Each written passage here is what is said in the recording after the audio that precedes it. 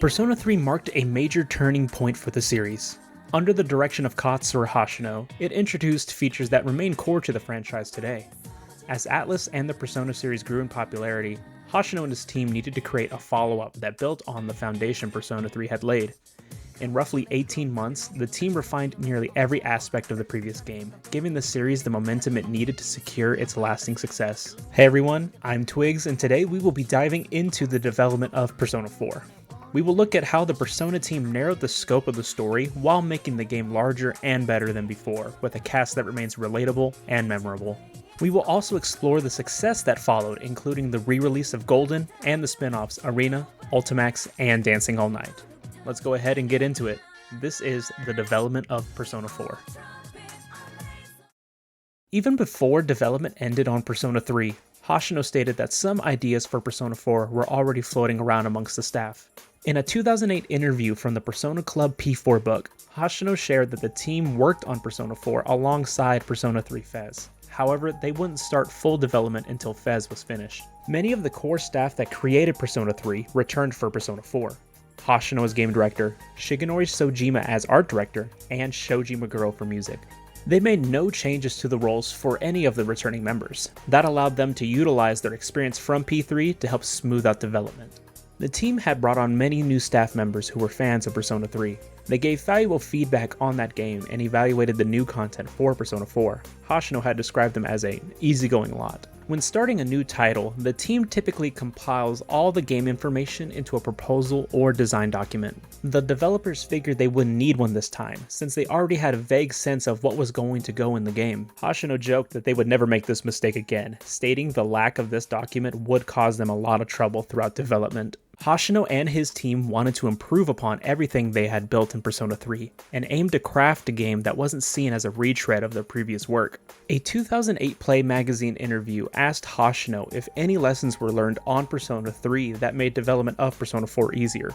Hoshino said, quote, "First and foremost, the players' comments and feedback on Persona 3 and FES that we collected was of great help.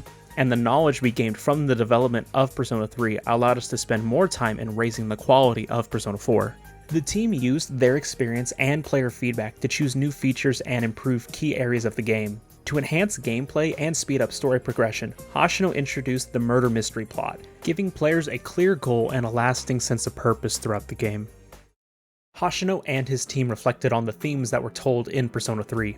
Given our limited time on this earth, how should we live our lives? Is the way you're living right now the right way for you? The developers explored these themes and asked what steps someone might take after confronting them. They concluded that to find one's path and make sense of the world, a person must first take in accurate information. Hoshino explained that as people grow older, they naturally begin to see how the world truly works. He talked about how the internet gives us access to all kinds of information from countless sources, but there's no guarantee any of it is accurate. With so much coming at us all the time, he felt we often don't stop to really think it through. Instead, we react based on how we're feeling in the moment and take things at face value. That led him to ask, what then is necessary to live a meaningful life? Or to put it another way, what mindset does one need in order to parse correct from incorrect information about the world? That was the basic theme I wanted to explore in P4. So the central theme of truth was ultimately chosen. Not just about seeking truth in information, but also about accepting the truth within oneself. Hoshino spent a lot of time considering what the new entry should focus on. He thought about what might resonate with players who enjoyed Persona 3 and asked himself, wouldn't it be interesting to create something with a mystery/suspense feel in the RPG genre? Hoshino wanted Persona 4's premise to be clear and engaging from the beginning, something players could understand even before picking up the game.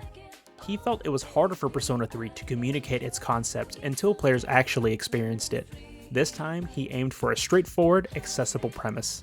There is a murder incident in a small town, and the adults are oblivious to the truth of the situation. The protagonists then proceed to investigate and attempt to solve the mystery. The themes of small towns and murders came together naturally in Hoshino's mind, inspired by classic mystery writers like Sir Arthur Conan Doyle, Agatha Christie, and Seishi Yokomizu. I've always loved those kind of mysteries, where a person from the big city visits a small town, and during his stay, he solves a mystery of some type. Hoshino thought an RPG focused on a murder mystery was rare and unusual. It sounded like a fun concept he wanted to try.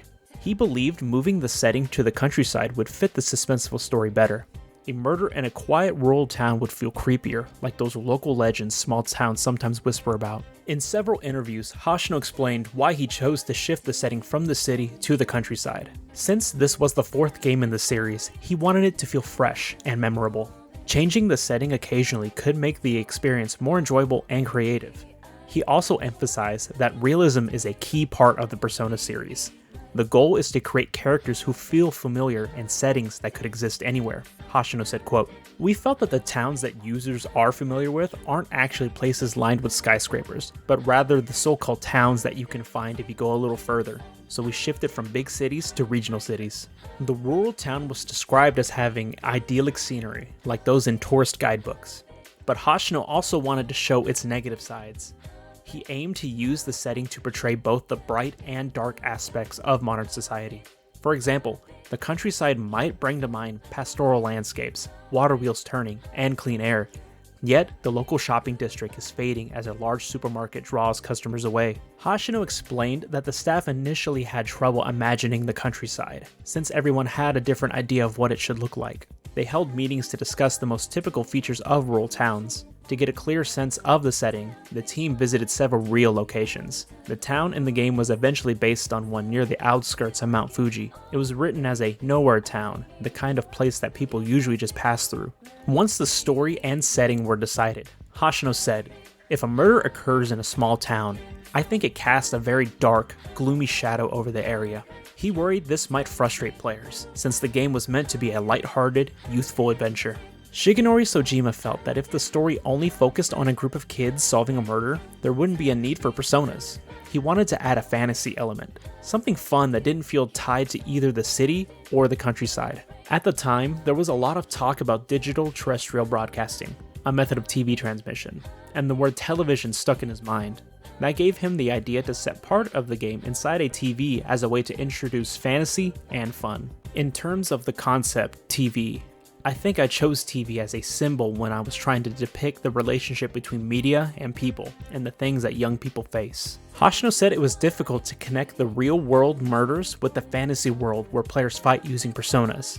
Okay, there's these murders, but then if all of a sudden a shadow pops out of nowhere, it would be like, forget these murders, WTF is that?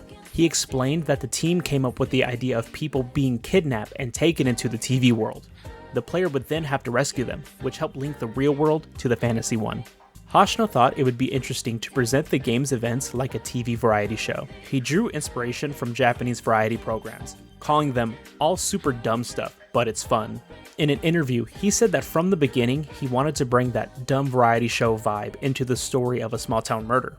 That influence ended up shaping the game more than he expected, leading to more lighthearted scenes than he had originally planned. When working on the more embarrassing moments in the game, the team liked to pack in as many gags as possible. Hoshino wanted to express the clumsy energy of youth and help players feel that excitement. If you portray these young people's struggles and conflicts with deadly seriousness, it could easily become a very heavy and oppressive experience. But either way, isn't it part of the excitement of being young to have those kinds of conversations about sex and other vulgar topics? Hoshino also mentioned 1980s Japanese variety shows like Oretachi Hyokinzoko and the anime Urusei Yatsura as key inspirations for the game's tone. I get the feeling my baseline is boisterous stuff like that where everyone is going all out. Hoshino said that the idea of a small-town murder mystery came easily, but developing the story from that point was a challenge. For him, the appeal of murder stories lies in their unpredictability. The team spent a great deal of time and effort refining the story and adding as many twists as possible. I wanted players to enjoy it as a mystery drama, so I worked on it until the very last moment so that players would always have the thrill of thinking, maybe it's not actually true. They continued adjusting the story right up until the end of development. At first, they focused on the theme of how do we get our information, so the final villain was written as someone who believed they were doing the right thing. That became Namatame. They also wanted a second villain working behind the scenes. Hoshino said the story still felt like it was missing something, so they added one last twist, the true culprit. Their first choice for that role wasn't Adachi. It was Yukiko. I mean, when you think about murders in a small town stories like this, a Kendaichi story would have the killer be someone like the Ryokan proprietress. Hoshino said he had discussed this part of the story with Sojima. At one point, they even considered making Yosuke the killer. They thought it could be believable, since Yosuke had strong reasoning skills and good judgment. But in the end, they hesitated to make a party member the culprit. Hoshino explained the reasoning. The biggest reason we thought Yukiko and Yosuke wouldn't work was that we thought players would find it boring if we gave the killer a merely personal motivation for his crimes. That kind of simplistic motive belongs in the realm of Tuesday afternoon TV crime dramas. The team decided to revisit the game's themes about information. This links up with the notion of irresponsibility on the part of the person disseminating the info.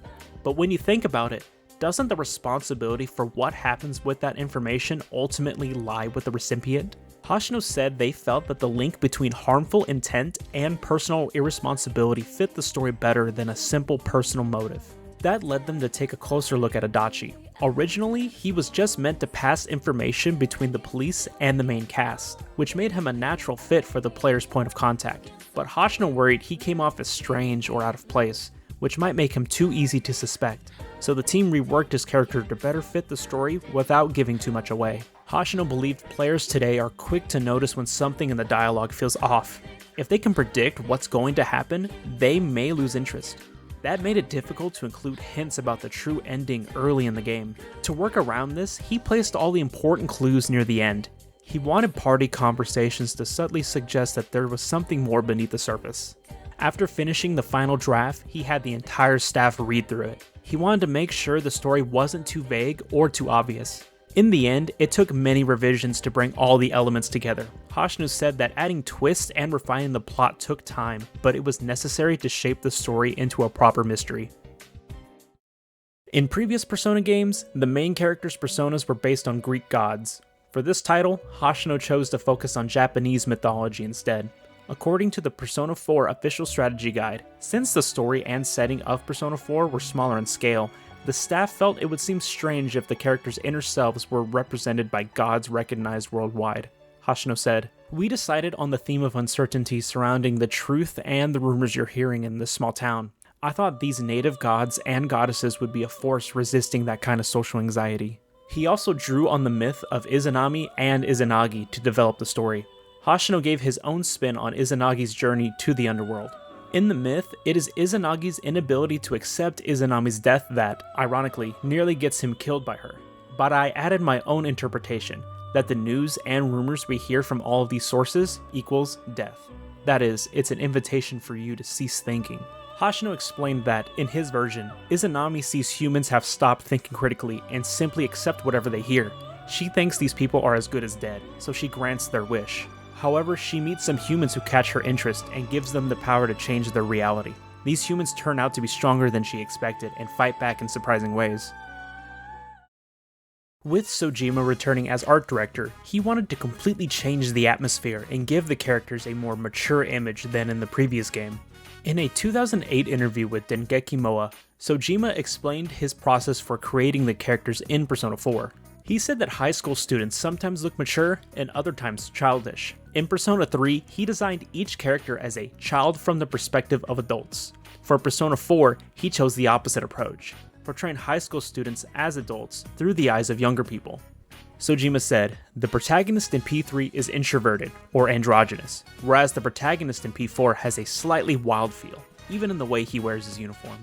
In a 2008 interview with Play Magazine, Sojima admitted he had some trouble designing the protagonist to be appealing to everyone. Ultimately, he aimed to match the game's atmosphere by making the protagonist look more masculine and wild. When Sojima first learned about Persona 4's story and setting, he thought of the people he remembered from school. He based the social link characters on these real friends, but the party members received more direct design guidance, so he didn't need to model them after real people. Hoshino said the goal was to make the characters as relatable as possible. Given the setting and story, they naturally felt original. The team avoided stereotypes and focused on adding common traits. Sojima noticed that fashion differences between the countryside and the city have become smaller due to the ease of sharing information. To distinguish them, he paid special attention to hairstyles and accessories. For example, Yosuke's headphones clearly mark him as a city kid.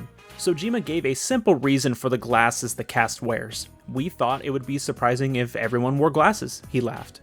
The team then worked the glasses into the story. He wanted each character to have a symbol representing seeing through the truth, and the glasses fit perfectly. Anime cutscenes also returned for Persona 4, this time animated by A1 Pictures, known for their work on Persona Trinity Soul. Finally, the color yellow was chosen as the game's theme color.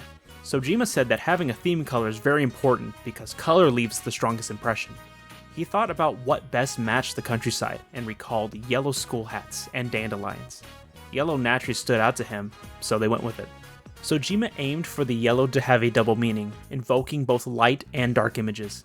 He said yellow symbolizes happiness, but it can also serve as a warning, like with traffic signals. In the end, Sojima said, "I think it was the perfect image color for P4. Shoji Meguro returned as lead composer for Persona 4. In a 2008 online developer diary, he said the music for Persona 3 was designed to fit the city's sophisticated atmosphere. For Persona 4, he wanted the music to reflect the countryside setting and the mystery theme. He described his compositions as slightly cheesy or smug, but built on strong melodies to match the game's worldview. Meguro explained that in RPGs, music is usually composed after the graphics and text are finished, so developers often have no music to listen to for a while. To help, he would add placeholder tracks so the team had something to work with, but he had to be careful. If a dummy track felt too different or too similar to the game's final atmosphere, it could cause issues. For example, the staff might prefer the placeholder over the actual music. To avoid this, Meguro used music from Digital Devil Saga and created some generic dummy tracks that could fit anywhere. He once wrote a dummy track in just 14 minutes, which he admitted wasn't very good and was glad it got scrapped.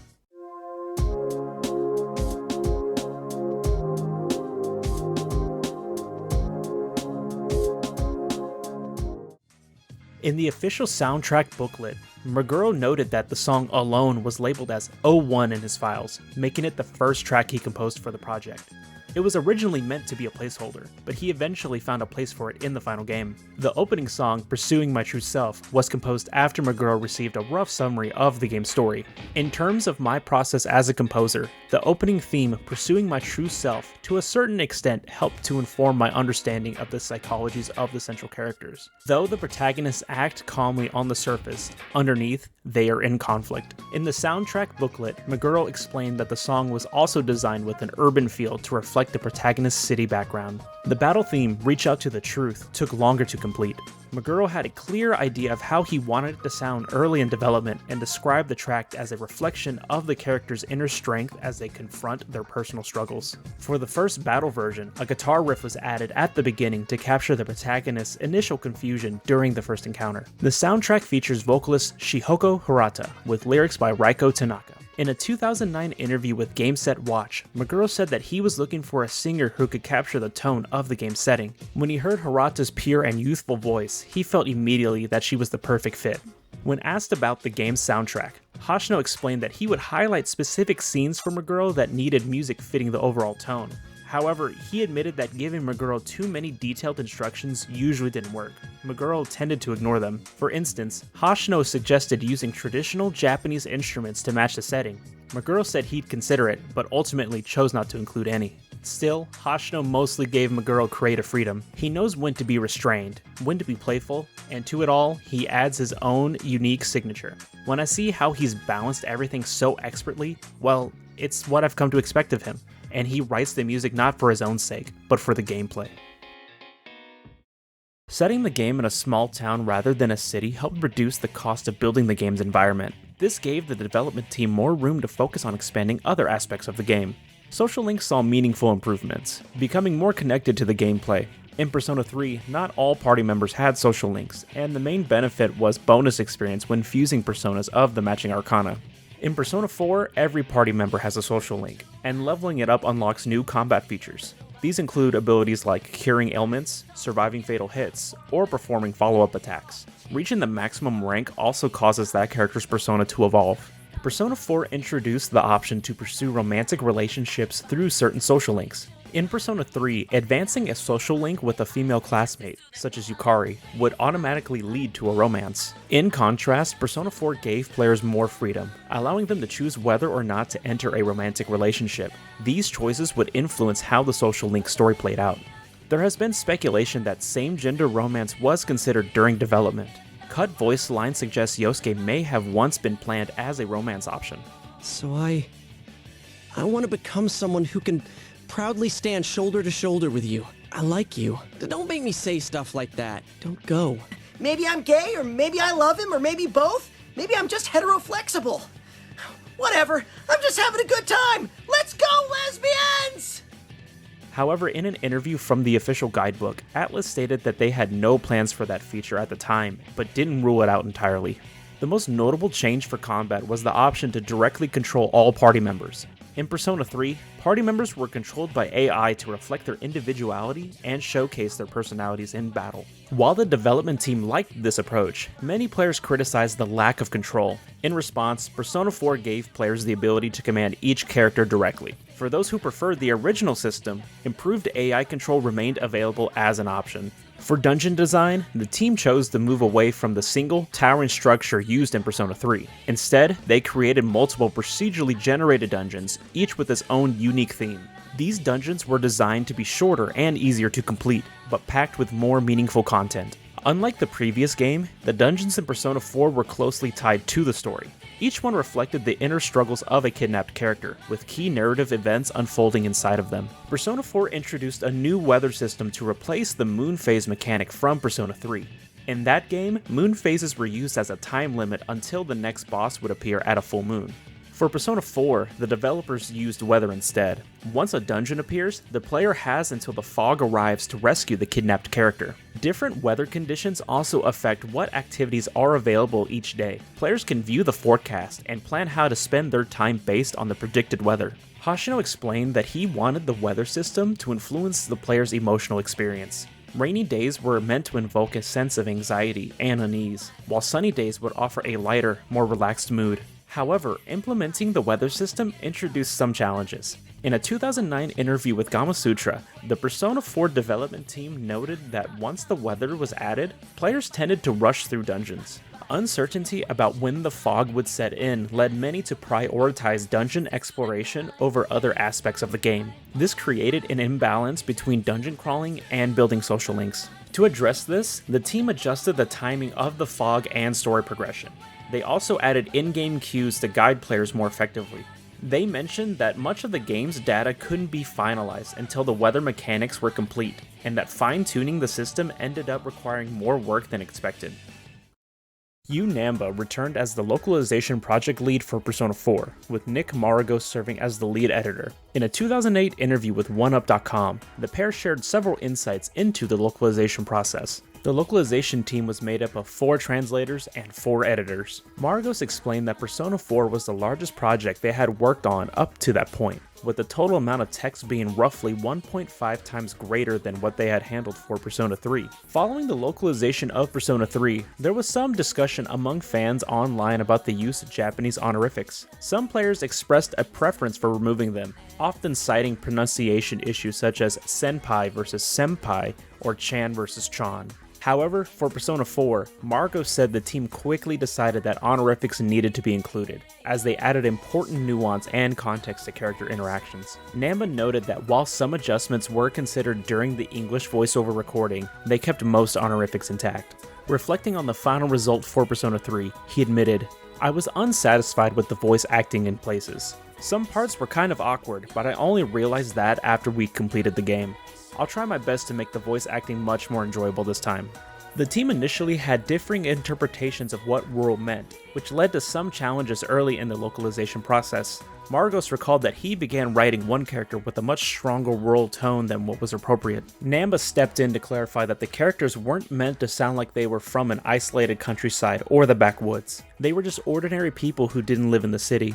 Just like with Persona 3, the team aimed to preserve as much of the original content as possible.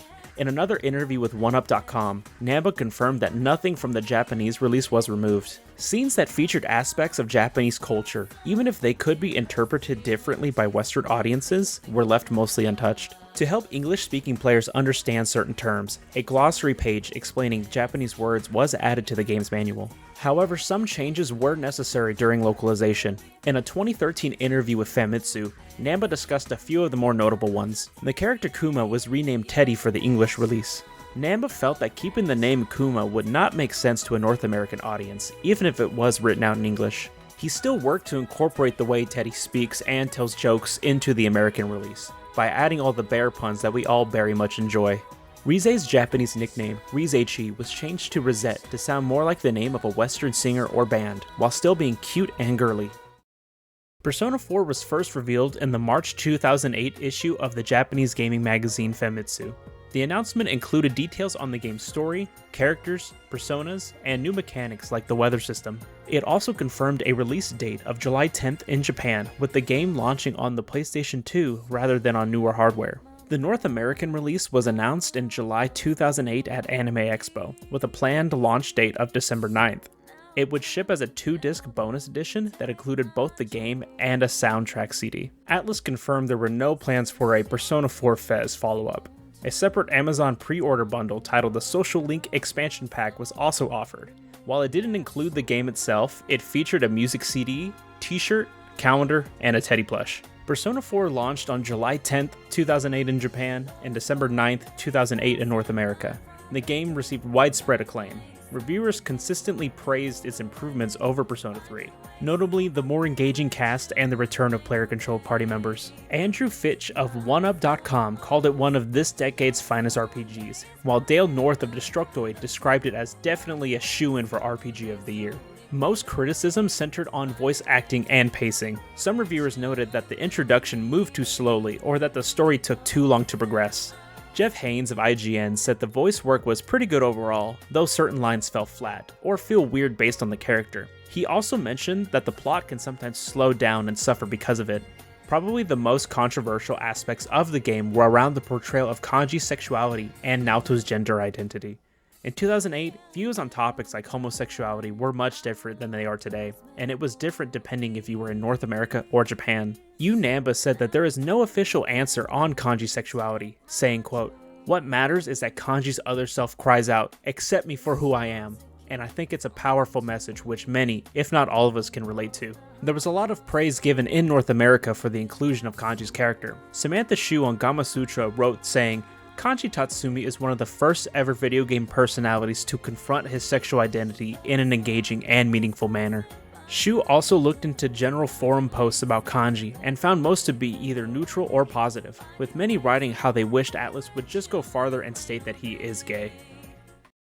Unlike Persona 3, which received updated versions with FES and Portable, at first there were no plans for a re-release of Persona 4. In 2011, however, a PlayStation Vita port was announced in the Japanese magazine Famitsu. A North American release was confirmed the following year. The new version was titled Persona 4 The Golden in Japan and Persona 4 Golden in the West, and introduced new characters, social links, events, and additional voice scenes. Some characters, including Chie and Teddy, were also given new English voice actors as well. Hoshino revealed in Famitsu that Persona 4 Golden was originally planned as a PSP port. After seeing that 30% of players who bought Persona 3 Portable were new to the series, the team recognized the value of releasing on handheld platforms. They wanted to preserve the full experience of the PS2 version, but the limitations of the PSP would have required cuts similar to those made for P3P. As a result, they abandoned the PSP version. However, with the PlayStation Vita, they believed they could retain the entire original game while adding new features. Persona 4 Golden was directed by Daiki Ito, with Katsura Hoshino serving as producer. In a 2012 interview with Dengeki PlayStation, the two discussed the direction of the project. Hoshino told the team not to alter the core of Persona 4, emphasizing that it was a story that players held dear. However, he asked them to enhance the game's presentation, aiming to make it as gorgeous as possible. His goal was to add elements that would bring more energy to the game and make the world feel even more enjoyable. This was Ito's first time taking on the role of game director. Along with Hoshino's request, he was able to incorporate the ideas he wanted. New events were added and existing dates were adjusted to improve the flow of the story. The option to go out at night was introduced to make daily life feel more realistic. A new character named Marie was also created for the game. According to Sojima in the Persona 4 Golden Premium Fanbook, Marie was based on the concept of someone entering the Velvet Room from the outside and was designed to offer a player a perspective connected to Izanami. Persona 4 Golden released on June 14th, 2012 in Japan and November 20th, 2012 in North America. The game received widespread acclaim. In Japan, a special edition called the Famitsu DX pack was offered, which included the game, 6 posters, a pouch styled after Marie's bag, and a set of postcards. North America received the Solid Gold Premium Edition, limited to 10,000 copies. It included the game, stickers, and PS Vita accessories such as a hard pouch, face cover, and skins. Golden was credited with boosting PS Vita sales and recorded one of the highest first week performances in the series, selling 137,076 copies in Japan alone. Pre-orders for the game were also strong. The Japanese firm Media Create attributed this demand to the influence of other media, such as the game's anime and manga adaptations. In 2020, the game would see a PC port, with modern consoles also getting the game later in 2023. Alongside the announcement of Golden in 2011, Famitsu revealed a new entry in the Persona 4 series that caught many by surprise, Persona 4 Arena, known in Japan as Persona 4: The Ultimate in Mayonaka Arena. Unlike previous titles, this installment moved away from the series' RPG roots and continued the story of Persona 4 through a fighting game format. The game was developed in collaboration with Arc System Works, known for the BlazBlue series. Kazuhisa Wada from Atlus and Takumi Uguchiya from Arc System Works served as directors. Katsura Hoshino and BlazBlue director Toshimichi Mori took on the role of producers. Hoshino, in an interview with Famitsu in 2011, stated that he originally came up with the idea of a Persona 2D fighter. Wada, in an interview with 4Gamer.net, stated that he wanted to spread the Persona brand in order to bring in new fans and thought a new format would work. Hoshino was impressed with the quality of the BlazBlue series and approached Arc System Works. He specifically wanted Mori and the team behind BlazBlue for the project, as he thought they were the only ones who can bring his vision to life.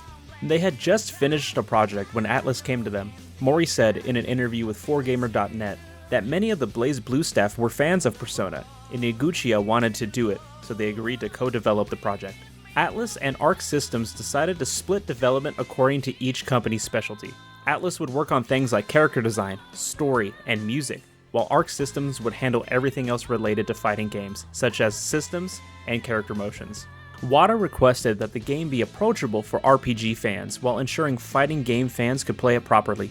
So Uguchiya took the two control types in BlazBlue, Stylish, which is geared towards beginners, and Technical, geared towards advanced players, and created a system between these two types for Arena. They believed this made it easy for beginners to pick up the game, while allowing experienced fighting game players to utilize their skills. For character selection, both companies were allowed to put forward characters from P3 and P4 after discussions on the story. Arc Systems specifically wanted 2 characters as fighters, Rise and Nanako, with Father Dojima as her summon instead of a persona, due to Dojima's popularity with his staff. However, Atlus ultimately chose not to include them this time, using only Rise as an announcer for the game. The game would first be released as an arcade game before receiving a home release in Japan. A Western release was also planned as well, translated by Yu Namba, who would choose to alter the title for a Western audience. In an interview with Famitsu in 2013, Namba gave a couple reasons for the name changes for Golden and Arena. First, Shin Megami Tensei was dropped from the title for length. Second, he thought the Japanese name for Arena could be conveyed as the ultimate version of Persona 4, so the title was changed to simply Arena to make it clear it was a fighting game. Lastly, they shortened Golden's name by removing the to make it more grammatically correct in English. Arena would see a sequel announced in 2013 titled Persona 4: The Ultimax Ultra Suplex Hold. God, what is that title? Also called Persona 4 Arena Ultimax in North America. Development started on Ultimax after the success of Arena. Wada shared in an interview with Famitsu in 2014 that he left the story of Arena open-ended so there was room for a sequel if the game did well. Wada wanted to create a sequel that could serve as a definitive version of a Persona fighting game. Tons of new characters were added, as well as gameplay and narrative changes based on feedback from Arena. Ultimax would see an arcade and home release, as well as ports to the Switch, PS4, and PC in 2022. In 2013, Atlus would announce Persona Q, Persona 5, the home version of Ultimax, and one more game in the Persona 4 series, Persona 4: Dancing All Night. Dancing All Night would continue the story taking place half a year after Persona 4 and would be a rhythm game, another first for the series. The game was described as a sound action game, as characters were shown to battle dance against shadows. The game was initially developed by Dingo, known for their PSP Hatsune Miku Project Diva rhythm games, and originally slated for a winter 2014 release for PS Vita. However, Kazuhisa Wada would later announce in a blog post that due to quality concerns with the title, the Persona team would assume lead development, with Dingo acting in a supporting role. The game would then be pushed back to a 2015 release. Wada shared more insight of development in an interview with Persona Magazine in 2015. Since the cast of Persona 4 had attracted a lot of passionate fans, the team wanted the characters dancing to maintain their recognizability. They would assign a different dancer for motion capturing and a dancing style for each character. Once the mocap was done, the team would look over the choreography very carefully to ensure each character's personality was in the dancing. They also added a wide range of difficulties the player could choose from. The goal was to make the barrier to entry low for new rhythm game players while making sure advanced players could get the most out of the game. The lead composer for the game was Ryota Kozuka. Kozuka had previously written the Junes theme for Persona 4 and composed for Devil Survivor 2 and SMT4. The sound team wanted to include all the popular songs from Persona 4, Q, and Arena. However, they placed a big emphasis on remixes of songs. Kozuka shared in the same Persona Magazine interview that someone in the Atlus staff knew their way around in the music industry, and used their connections to make offers for artists to remix the songs. Atlus gave the artists free reign to remix the song however they liked. They only asked that the original melodies are still recognizable and to not make them too long. Dancing All Night would be released in 2015 for the PS Vita, with the PS4 port being released in 2018. Sequel games for Persona 3 and Persona 5 would be created later, and, of course, a popular internet meme would spawn from the protagonist's dance during Specialist. Persona 4 would see a ton of related media as well. The game would see 2 anime adaptations, one for the original and one for Golden. There would be tons of manga released as well. The game, as well as Arena and Ultimax, would see a manga release. Another side manga, Persona 4 The Magician, was released in a single volume that details Yosuke and his move to Inaba. A non-canon light novel called Persona Detective Naoto would be released in Japan that follows Naoto 1 year after the events of the game. This story would also see a manga adaptation as well. You also can't forget about stage play adaptations for the main game, Arena, as well as Ultimax. The cast of P4 would be featured in Persona Q and Q2 for the 3DS, and of course, the newly announced remake, Persona 4 Revival. While Persona 3 brought the series in a brand new direction and gained a newfound popularity, Persona 4 improved upon everything the previous entry introduced and cemented the series' popularity for the future. Persona 4 and its characters are still held in the hearts of many players, even as the years have passed since the original PS2 release. Many hold the themes and lessons learned from the game close, and now with Persona 4 Revival on the way, a newer generation of players will be introduced to the small town of Inaba, and the message of finding the truth in information and in oneself will continue to be told. In the wise words of Kanji, I still don't really get what being strong means, but I'm gonna start by not lying to myself.